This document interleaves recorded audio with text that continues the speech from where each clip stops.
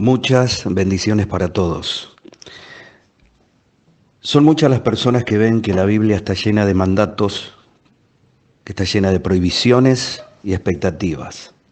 Nos dice qué hacer y qué no hacer. Muchas veces estas leyes o reglas frecuentemente representan un obstáculo para la fe. Los no cristianos se oponen al cristianismo porque parece un sinnúmero de normas y reglas.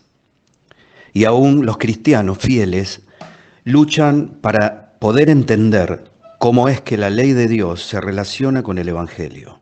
Dicen, si estamos reconciliados con Dios por gracia y no por obras, ¿importa si obedecemos o no?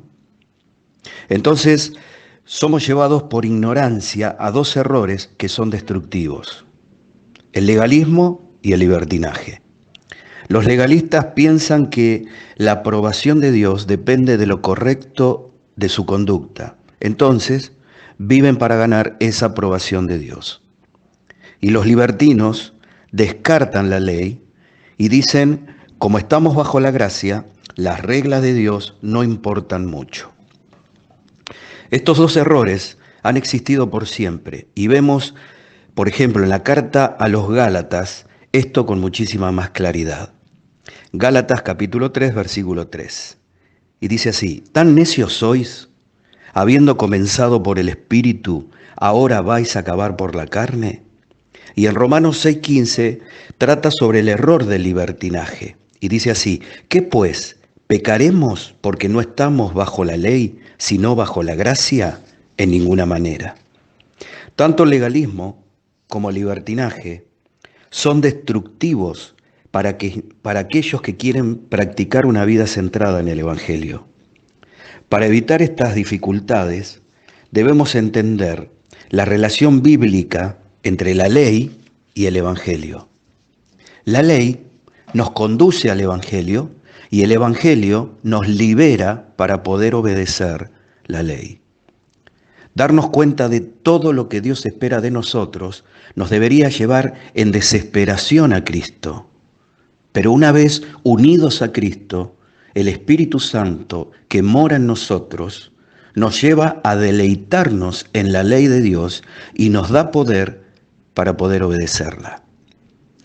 Martín Lutero, en su comentario sobre Romanos, dice, la ley, bien entendida y comprendida, no hace nada más que recordarnos nuestro pecado, matarnos por medio de él y hacernos sujetos de la ira eterna.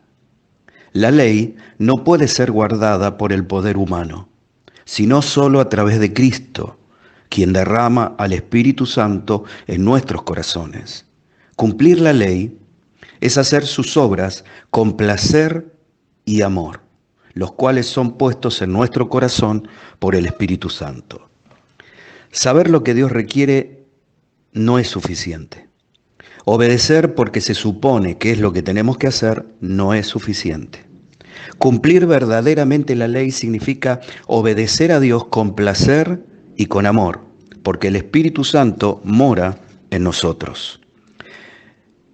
Hay un salmo que es muy lindo, es muy precioso, y dice, el Salmo 40, versículo 8, dice así, el hacer tu voluntad, Dios mío, me ha agradado y tu ley está en medio de mi corazón. Muchas veces me he preguntado cómo hacer para amar a Dios y deleitarme en su ley. ¿Cuál es el medio para poder lograrlo? Y la respuesta que encuentro es a través del Evangelio. Primero es a través del Evangelio que nos damos cuenta de nuestra desobediencia a la ley de Dios. El primer paso en el camino del Evangelio es darse cuenta de que todos pecaron y están destituidos de la gloria de Dios. Romanos 3:23. Y que nuestra desobediencia a la ley de Dios nos deja bajo maldición. Gálatas 3:10. Porque todos los que dependen de las obras de la ley están bajo maldición. Lo segundo es a través del Evangelio que somos liberados de la maldición de la ley. Estas son las buenas nuevas del Evangelio. Dios está dispuesto a perdonarnos si nos volvemos a Jesús y somos justificados, que significa declarados no culpables ante los ojos de Dios por la fe en Jesucristo. En Gálatas capítulo 3, versículos 13 y 14 nos dice: Cristo nos redimió de la maldición de la ley, hecho por nosotros maldición, porque está escrito: maldito todo el que es colgado de un madero, para que en Cristo Jesús la bendición alcanzase a fin de que por la fe recibiésemos la promesa del Espíritu Santo. Jesús no solo expió nuestras imperfecciones, sino que además consiguió nuestra perfección a través de su obra en la cruz. Y por la resurrección de Jesucristo de entre los muertos, nos ha liberado para siempre para poder vivir por Él.